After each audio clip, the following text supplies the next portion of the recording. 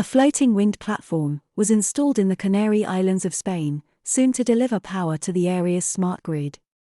Called the X30 by X1 Wind, the platform is fitted with a turbine.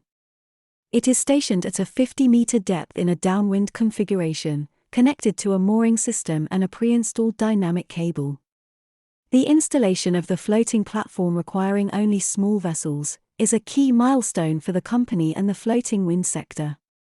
It reduces not only the costs, but also the impact on the seabed. The project will be tested in fully operational conditions until March 2023. Data obtained from the X30 will contribute to de-risk the technology, improve the design, and get the certification of commercial-scale platforms in preparation for upcoming offers in Spain and other countries worldwide.